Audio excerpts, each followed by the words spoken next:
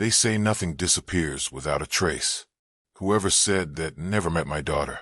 It was a Tuesday when Mia vanished.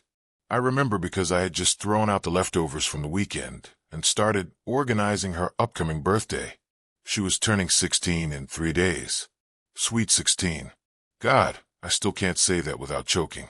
We live in a quiet cul-de-sac in Marlow Hill, a town so safe it doesn't even have a proper police station, just a shared precinct with 2 deputies and a rotating sheriff.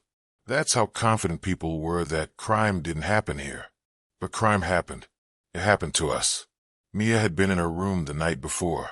I knocked on her door around 10:30 p.m., told her to get some sleep.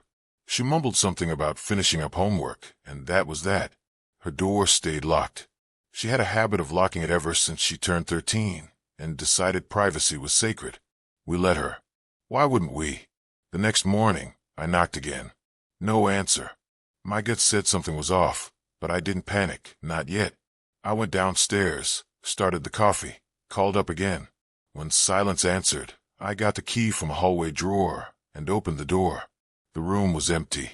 Mia's phone was on the nightstand, her charger still plugged in. Her bed was made. She wasn't the kind of kid to make her bed. There was no sign of struggle. No open window. No footprints. No note. No reason. She was just gone. That was the moment something inside me cracked. Some internal thread that had always held my world together snapped in two. I called the police. I called Mark, my husband, who was already at work. I called everyone. By the time noon hit, Mia's face was on a local missing child bulletin. Her school was buzzing with rumors, and I was spiraling into a mother's worst nightmare. 3 days after she disappeared, we found Mia's journal. Not in her room. No. The cops had already combed it top to bottom. It was under a loose floorboard in our garage. I only found it because I dropped a screwdriver while searching through old boxes. It clanged against something hollow. The journal was black, leather-bound, with a silver butterfly charm on the zipper. I shouldn't have opened it, but I did, and what I read made my heart stop. There's someone watching me again. The man with the hat. He's always across the street, pretending to walk his dog. He never looks away, even when I close the curtain. Mrs. Garvey told me to stay away from the trail behind school. She said someone lives there, someone bad. I don't know if she's crazy or warning me. Sometimes I wake up and the lock on my window is open. I know I lock it. It's like someone's been here. Each entry made the air around me thicker. Mia had been afraid. She hadn't told us. We never knew. The police, of course, were useless. They called the journal circumstantial. Officer Rayburn said, "Teen girls write all kinds of things. Doesn't mean someone took her."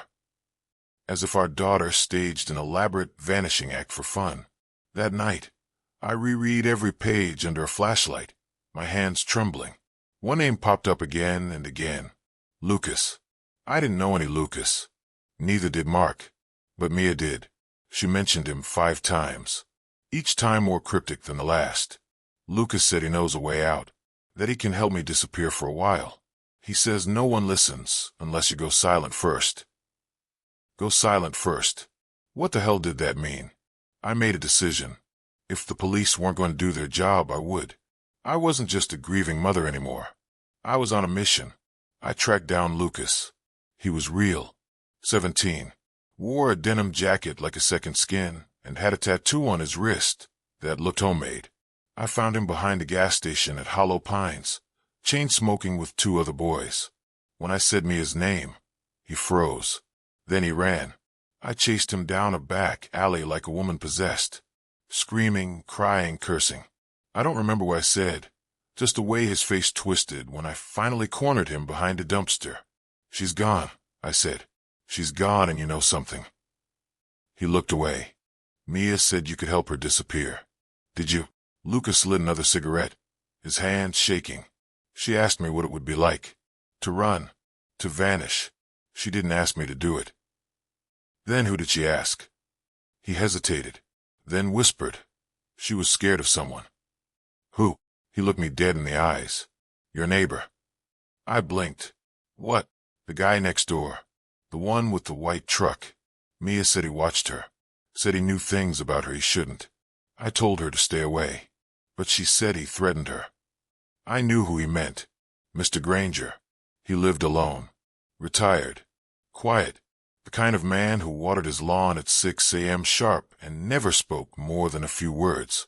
We thought he was harmless. That night, I watched his house. The lights never came on, but I felt him looking through the blinds. The next morning, I reported everything to the police. They took it under advisement. That same night, someone broke into our garage.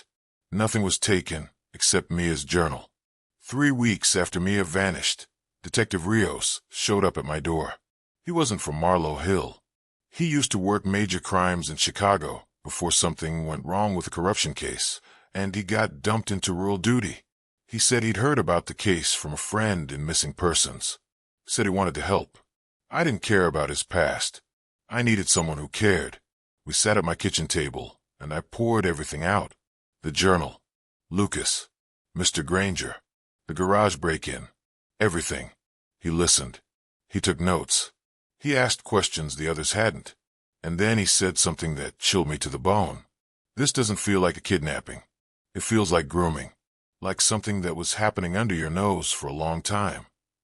He asked if Mia had changed lately. Withdrawn. Paranoid. I nodded. She was sleeping with headphones in, locking everything, jumping at small sounds. He looked out the window. Then whoever did this knew her, knew your routines, knew your house. It always comes from inside. We got a warrant for Granger's property. They found a hidden room beneath his shed, insulated, soundproofed, but empty. No Mia.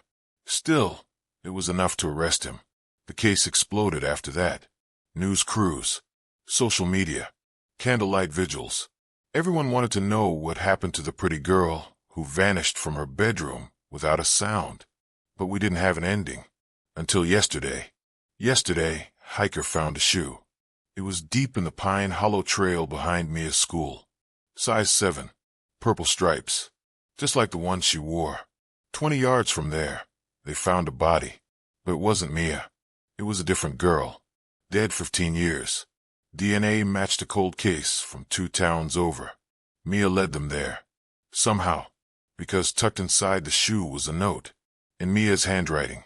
Find the others. Start with her. I'm not done yet. The words hit me like thunder. Mia wasn't taken. She chose to vanish. And now she's out there, hunting the people who hurt her. And maybe more. Because not every victim stays silent. Not every story ends. Some just begin again. The end. If you were captivated by the story, hit the subscribe button for more stories from Haven Tales.